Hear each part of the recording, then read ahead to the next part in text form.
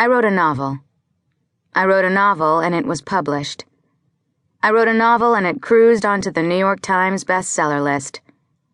I wrote that novel and then I watched it play out in a movie theater with a large buttery bag of popcorn in my lap.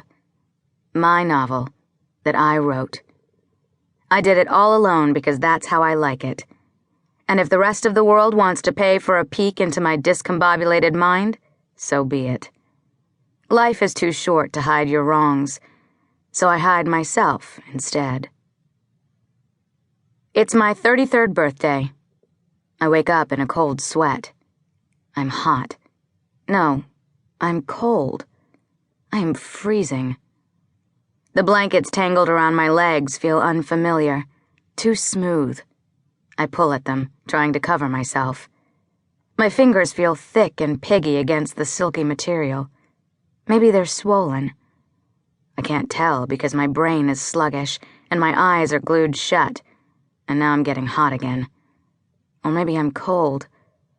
I stop fighting the blankets, letting myself drift backwards. When I wake up, there is light in the room. I can see it through my eyelids. It is dim, even for a rainy Seattle day. I have floor-to-ceiling windows in my bedroom. I roll in their direction and force open my eyes, only to find myself facing a wall. A wall made of logs. There are none of those in my house. I let my eyes travel the length of them, all the way up to the ceiling before I bolt upright, coming fully awake. I am not in my bedroom. I stare around the room in shock. Whose bedroom? I think back to the night before. Had I? No way. I haven't even looked at a man since. There is no way I went home with someone. Besides, last night I had dinner with my editor. We'd had a couple glasses of wine. Chianti doesn't make you black out. My breathing is shallow as I try to remember what happened after I left the restaurant.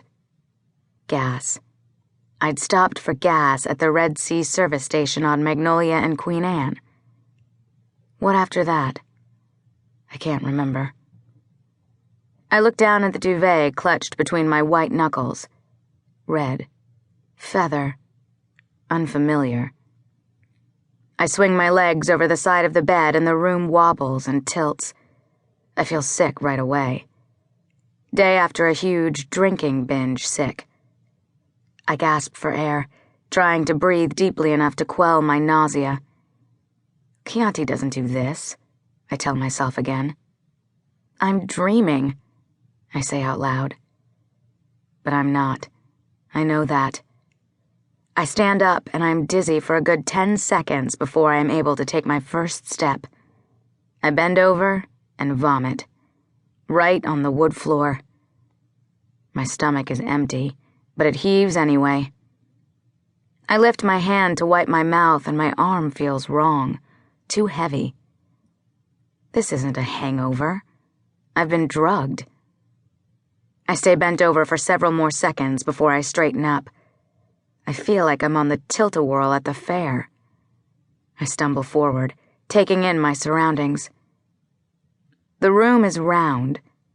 It's freezing. There is a fireplace, with no fire, and a 4-poster bed. There is no door. Where is the door? Panic kicks in, and I run in a clumsy circle, grabbing onto the bed to steady myself when my legs buckle. Where is the door? I can see my breath steaming into the air. I focus on that. Watch it expand and dissipate. My eyes take a long time to refocus. I'm not sure how long I stand there, except my feet start to ache. I look down at my toes. I can barely feel them. I have to move. Do something. Get out.